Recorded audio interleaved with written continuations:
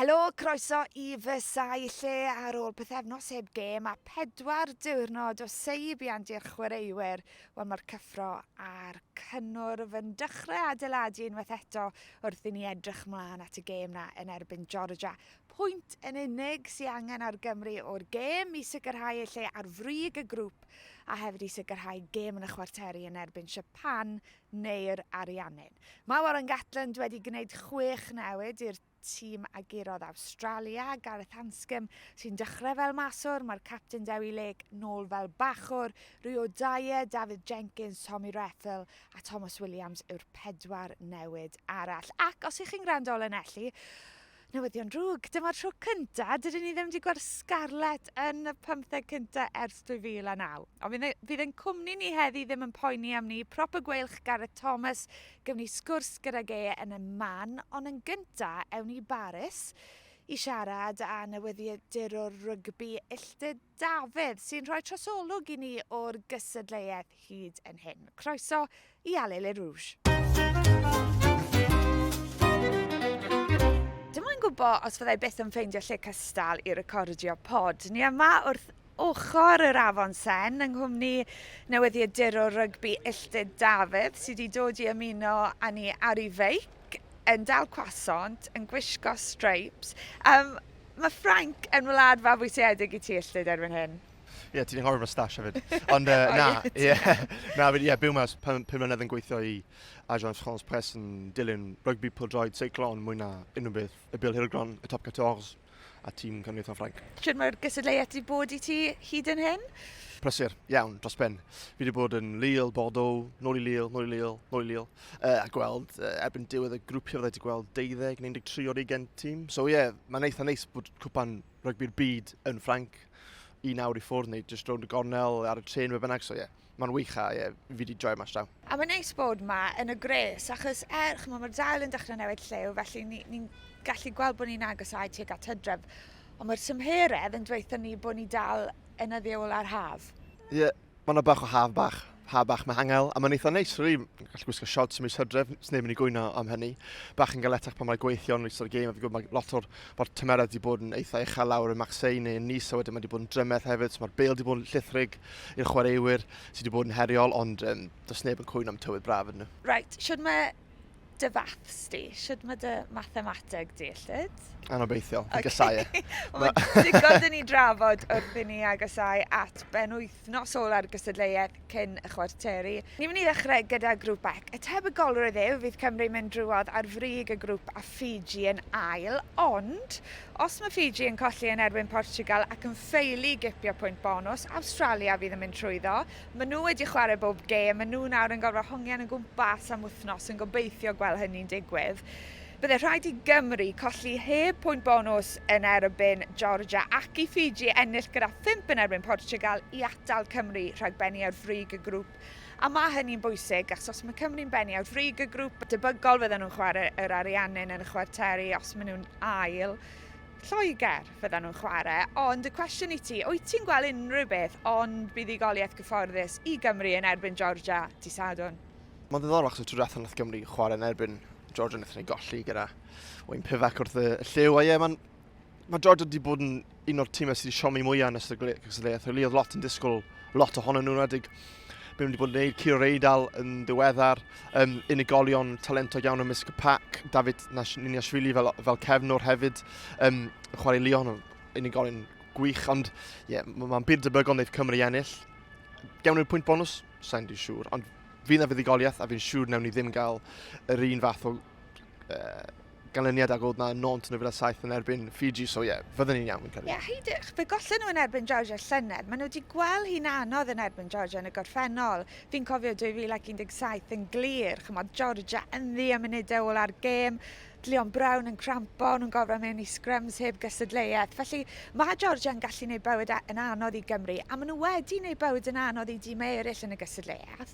Colli bob gêm, ond maen nhw wedi bod yn ddi, yn sicr yn erbyn Fiji, a ti'n gwylio lot o chwaraewyr nhw yma'n chwarae yn Ffrainc. A lot o nhw dy'r un fath o moustache o ti, fi'n gwybod ti eisiau siarad am. Yndi ti? Dyna'r peth hoffi mwyaf am Tîm Georgia yw moustaches nhw, really. A Mae Allez sy'n chwarae'r Rhagolwg, mae'n werth chi googlo enw fe i edrych ar ei moustache. Ond mae lot o chwarae'r Ffrainc ymysg o'r blaenau, mae 15 o 33 yn chwarae'n allan yn y top 14 neu'n y Pro D2.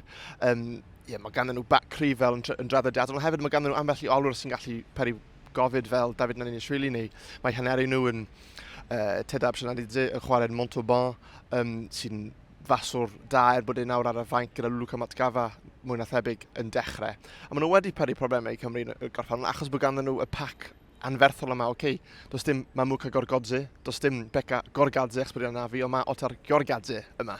So, a dyn nhw ddim yn frodyr, bod y trio nhw yn gawri o ddynion.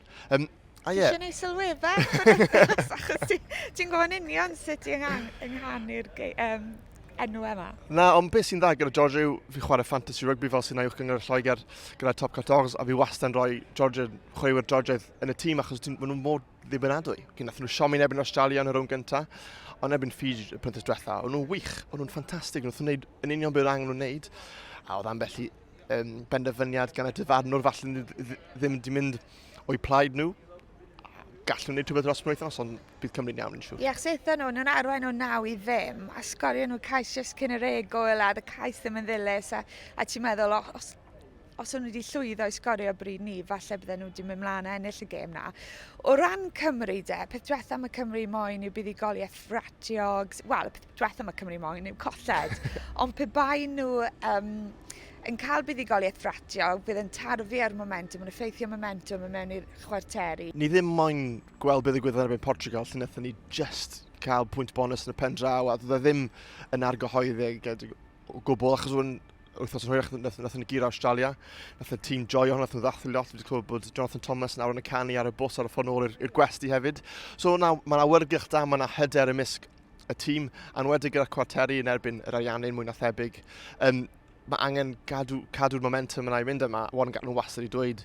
Mae Cymru fel carfan wastad yn gwella ymysg ymgyrch boed hynny yn ysod y chwe gwlad neu ymysg gemau'r hydref, so mae rhaid cadw yr egni positif sydd o gwmpas y garfan. A fi eisiau gweld Jack Morgan yn rhoi draed y lan ac yn cael seibiant. Faint o argraff mae fe wedi creu yn y tŷ fel capten?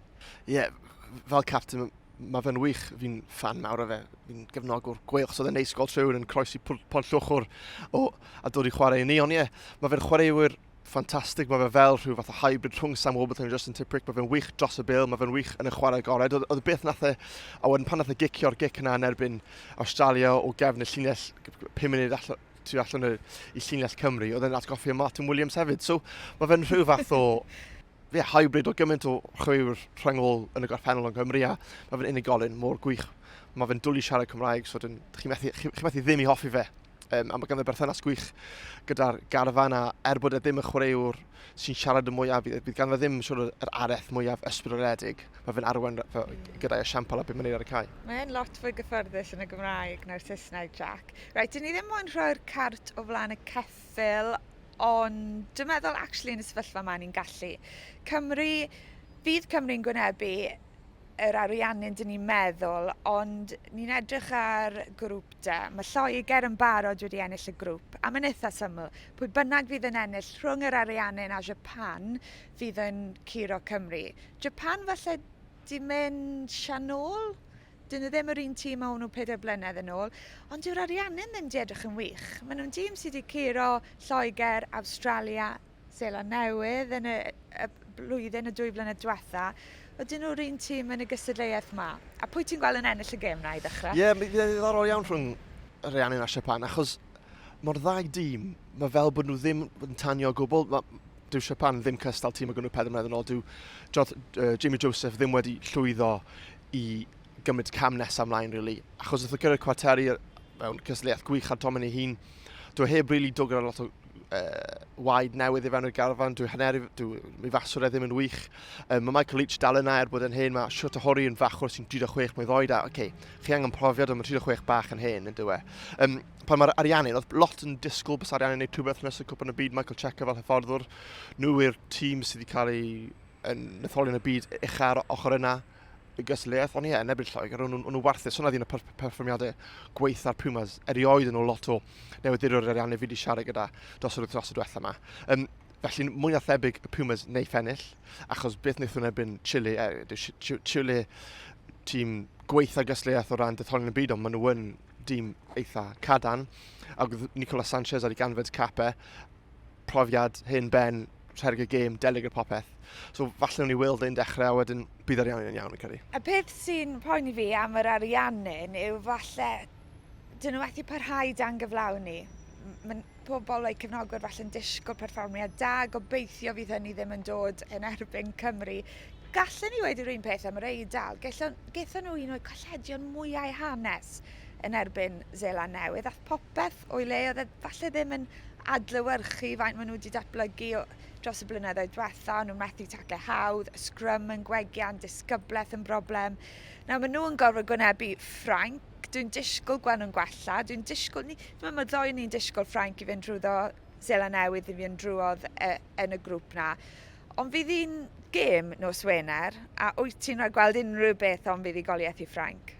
Ie, mwy na thebyg. Nawr, os chi'n licio arian ar gemau'r rygbi, wedyn dyna fe newch chi. Ie, oedd yr Eidal yn siomedig, ond fe cyd oedd Seland Newydd yn wych yn erbyn nhw. So wedyn, mae'n galed pan mae Chris a Dion yn chwarae fel wnaethon nhw. Mae'n amhosib i'w stopio nhw wedi gyda Ardis y fe yn rheoli popeth o gefn y sgrym. Mae'r Eidal, maen nhw wedi datblygu ac ysblygu cymaint o dan Ciaran Crowley. Mae'n wych i weld, achos mae angen hwnna ar rygbi Ewropeaidd, achos mae gymaint o sôn am nhw'n heiddi lle nhw yng Nghysleuaeth chwe gwladol ydyn maen nhw yn. A wedyn bydd e bron yn amhosib ar lefel cyfreithiol i'w gicyn nhw allan gysleuaeth, achos maen nhw'n rhan o'r gysleuaeth ar gyhyd, a maen nhw'n shareholder o'r gysleuaeth. So mae'n amhosib i nhw ddim bod yn ystod y chwe gwlad. Mae gan nhw'n unigolion gwych fel Paolo Garbisi sydd dal yn ifanc, a bydd wedi dysgu lot o'r profiad yna. Nath nhw golli'n drom hefyd i'r Chris a Dion 2 flynedd yn ôl yn mis Tachwedd, a nath hwnna adael bach o graith arnyn nhw hefyd. So bydd e'n ddol pa fath o ymateb fydd yna gan yr Azuri, yn wedig yn erbyn Ffrainc yn Lyon. Bydd lot o gefnogwyr Eidal wedi teithio achos ddim yn bell o gwbl ar y tren o Milan neu Rhufain neu be bynnag. So, ie, ond fi'n credu neu Ffrainc ennill. Cyn bod ni'n symud ymlaen o Ffrainc, Antoine Dupont, beth yw'r sefyllfa? Dwi wedi gweld lot o bobl falle'n poeni am lles y chwaraewr, achos mae fe nôl yn ymarfer, a nawr ni'n cael trip ysgol yn agosau ato ni. Fi'n meddwl dylsyn ni ofyn nhw am Antoine Dupont, achos mae Antoine Dupont wedi troi i fod yn poster boy Ffrainc ar gyfer popeth.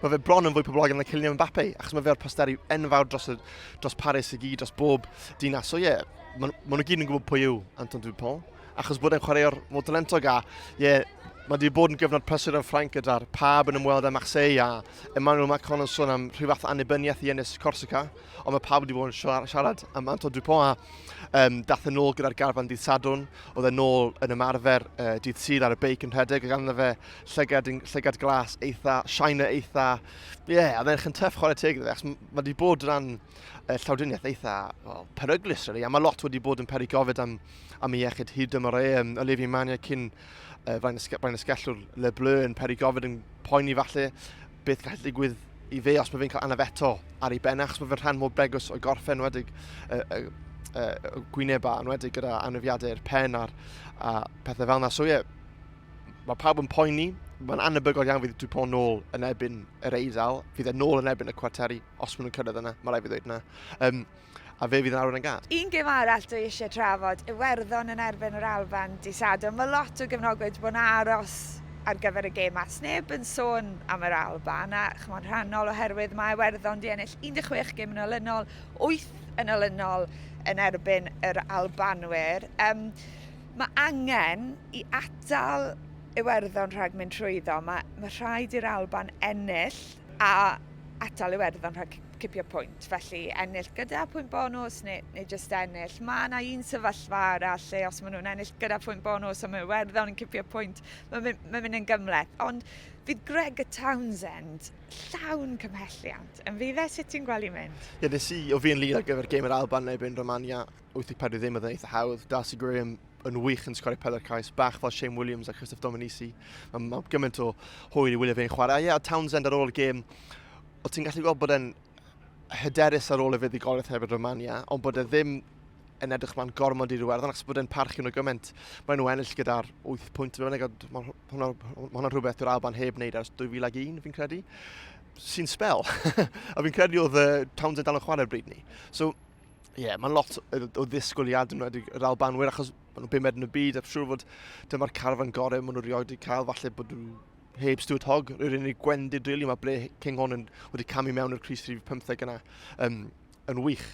A o'n nhw'n edrych amdano erbyn Romania, mae'r Romania ddim yn wych chwaith yn ail tîm yr Alban o dde, a maen nhw gyd mor ymwybodol pa mor bwysig a pa mor yfantol yr gêm yma. A mae yna bach o bwysau ar y werddon falle. Fysa'n cyrraedd, achos bod nath Hamish Watson dweud ar ôl y gêm bod nhw'n licio bod yr underdogs. Achos maen nhw, chi'n methu cwyno nhw, a wedyn falle dyna fan rhan o'r cliché tyddiadol Alban bod nhw yn brwydro yn erbyn pawb, a bod nhw eisiau ennill, a bod, wel, os chi'n mynd i gyrraedd y cwarteri, rhaid curo Iwerddon. Dal yn gweld Iwerddon yn neud a fi yn gweld Iwerddon wedyn yn gwynebu Zeeland Newydd. Nes i jyst weud bod nhw'n wych, bod y Crusader yn wych yn erbyn yr Eidal. O nhw, ond ti'n sôn am underdogs, nid briliant di bod yn siarad am y Crusader ar ôl y colled yna i Ffrainc. Fi yn gweld nhw'n curo Iwerddon, achos maen nhw dal yn dîm llawn talent, a o bosib fyddan nhw'n underdogs yn y gêm na. Faint o argraff maen nhw wedi creu yn y tŷ? Sa'n gwybod, really. Maen nhw mewn sefyllfa bizar, really. Fel, mae gan nhw'r Crusaders, mae pawb yn disgwyl bod nhw. Mae gan nhw wedi enll gysle tair gwaith gan nhw'r sticker air ar eu braich nhw, ar eu crys nhw. Ond be fi'n gweld beth sydd ddim yn gyda nhw i gymaru eitha falle beth rhywun o'n nghenedlaeth wedi bod di arfer gyda lot gyda Crusaders yw unigolion ar draws y cae a chwaraewyr sydd y gorau yn eu safle nhw. Fel Kevin Mae Allez neu Kieran Reid, Richie McCaw, Dan Carter, Manon nhw, Conrad Smith, Ben Smith, Julius Savea. Mae'r enwau yna, ond dyn nhw ddim cweit cystal â be mae'r enwau wedi bod yn y gorffennol. Fel mae Adi Savea yw un o wrth gorau'r byd, mae hwnna'n siŵr. Richie Morangon wedi bod yn wych yn Super Rugby'r Crusaders os blynedd diwethaf yma. Maren Smith dal yna. Wel ydy, a fi'n meddwl y gwahaniaeth nawr i bywelon ni'n erbyn Ffrainc y mae'r tîm yn hollol ffit. Jody Barrett nôl. Sam Cane nôl. Fredal nôl. So maen nhw mwy neu lai nawr yn gallu dewis i 15 cynta. Ond ni ddim yn mynd i ddadlau, ni ddim yn mynd i cwmpo mas, ni mynd i ar ti weld beth y gwyddydd. Ti yn mynd nôl nawr ar dy feic i... Saint-Ouen. Dyna ni. Ie, ddim yn bell i Saint-Denis, a wedyn penwythnos yma fyddai'n mynd i Lille, achos fi'n cyfro'r gêm Lloegr yn erbyn Samoa. Gobeithio gweld Samoa yn neud sioc fel pawb yng Nghymru. A wedyn ar ddi Sul, Tonga Romania. Sa'n gweld pan fi'n mynd, ond fydd e'n gêm ddiddorol i weld, a mae 3 aelod o garfan Romania yn dod o Tonga. So fydd yna ffynau ychwanegu al fyny. Ni'n rhan o cwpan byd, a ti'n byw yn Ffrainc, a ti'n gweithio yn y gêm felly, ti'n gofro mynd lle maen nhw'n anfon ti. Fydde ti'n gwylio Cymru o bell? Ie, mae dad yn dod mas i Lille hefyd os wythnos yn wylio'r gêm gan ei gilydd, so fydd hwnna'n eitha neis a ie. Bas yn well fi fod yn Nont, achos mae'n dinas rili neis Nont. Mae fe yn rhan o Llydaw bod be mae lot o Ffrancwyr yn dweud falle. Fydd Cymru'n iawn, mewn i gyrraedd y cwarteri, a wedyn o'r cwarteri ymlaen, mae unrhyw beth gall digwydd. Reit, fi nawr yn cael cwmni Gareth Thomas, dyn sy'n ar gyfartaledd yn ei tacl bob 3 munud yn y gysylltiaeth. O ti'n gwybod na, Gareth? Na, ni'n mynd gwybod na, ond teimlo fe. Ni'n gwybod bod ti'n mynd i weid na. O ti mwy na neb falle yn heiddi'r seibiant na? Gaethoch chi 4-5 diwrnod bant, be nes i? Wel, dath y graig ar babi fach mas. A dyna, siwr o fwy blynedig, a beth sy'n ni'n treino bob dydd. Gyda'r un bach ddim yn cysgu yn gret mas ma, ond oedd e'n neis i gweld nhw a torri fel lan yn feddyliol, really. A oedd e'n just neis i gael ymlacio, oedd ni Disneyland, oedd hwnna'n fysi, so oedd e'n neis i weld nhw. Sawl teulu wedi bod i Disneyland, fi'n meddwl. Es i'r gwesti un dydd yn ystod y seibiant na, a oedd e'n timlo fel cerdded mewn i gylch meithrin. Oedd e fel crash, oedd e fel bod y lle wedi trawsnewid yn llwyr. Ie, oedd e fel bach o zoo na yn y sawl dwrnod off, achos ni fel arfer yn gweithio yn gwneud gwaith ar y computers a physios a popeth fel ni, a ti'n gweld plant yn rhedeg rownd fel anifeiliaid na, ond oedd e'n good sport. O dwi helpu ffocysu'r meddwl nawr wrth edrych mlaen at Georgia? Fi'n credu jyst torodd e fel an tyma bach i ni gael mynd to, really, a ni'n falch a beth ni'n wneud yn y sawl wythnos diwethaf yma, ond ni'n gwybod bod mwy yn dod ni fynd to, a fi'n credu wythnos na i helpu ni fyd. Pa mor anodd yw ei gael feddylfryd yn iawn, achos chi'n gwybod dim ond pwynt sy'n angen, so ddim yn gêm mae'n gêm bwysig, ond dwi ddim yn gêm chi'n gorfod ennill. Ydy yna'n neud pethau'n gallu neud e'n fwy o challenge? Ni wedi siarad yn beth bod ni jyst moyn ennill, moyn i moyn mas na i ennill i roi perfformiad mewn eto ni moyn bod ar top y grŵp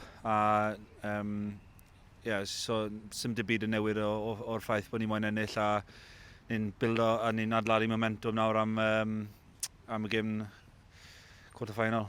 Be am Georgia de? Ti'n rhan o'r garfan chwaraeodd a collodd yn erbyn nhw llynedd. Ydy hwnna'n teimlo fel spel yn ôl?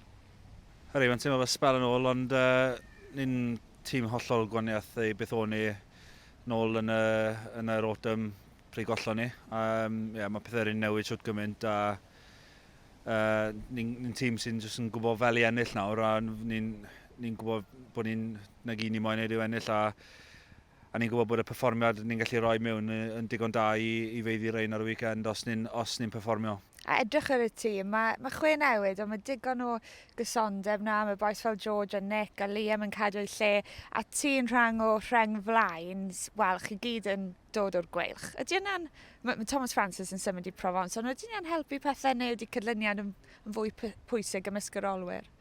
Fi'n credu bod yr combinations a pethau'n mynd yn gwyddo ni a ni'n treino fel yn yr wythnos ni'n chwarae dy gilydd gwed fel wythnos diwetha gyda fi, Ryan a Thomas Francis a fel ni'n mix o matcho anyway, so mae pethau eitha yn newid eitha rhwydd am sy'n mae boes yn dod mewn y mas, so ni gyd yn gwybod beth sy'n neud a ni'n edrych mlaen i fynd ati gyda gilydd to. A jyst yn ôl a Gareth, nes ti sôn bod chi'n dîm hollol wahanol i'r un gollodd yn erbyn Georgia. Be ti'n meddwl, wyt ti'n gallu crynhoi be mae Gatland i roi i'r tîm? O'n i'n gwylio chi mas yn ymarfer, cerddoriaeth yn atseinio o gwmpas y lle. Mae'n teimlo fel garfan hapus, hyderus iawn ar y funud. Hwnna'r gair fe hyderus a fi'n credu bod dros y haf ni wedi adeiladu lot o hyder yn y garfan a just dod mas fan hyn, ni'n teimlo fel ni'n ala lot o amser y gili a ni'n joio cwmni i gili fyd, so ni'n ni wedi gelo fel grŵp a mae'n teimlad sa'i wedi cael yn y garfan ers y spel, so mae'n teimlad neis a ni'n edrych mlaen am mynd to. Mae hynny'n amlwg i ni. Gareth, pob lwc yn erbyn Georgia. Mi fydd sioe Rhagolwg ar S4C nos Wener am 8 o'r gloch a mi fydd y rhaglen Pnawn Dydd Sadwrn yn fyw am 1:15. Felly os ydych chi ddim mas mewn Ffrainc, gwnewch yn siŵr bod chi'n gwylio. Fyddwn ni nôl i ddadansoddi'r cyfan tan hynny, hwyl fawr.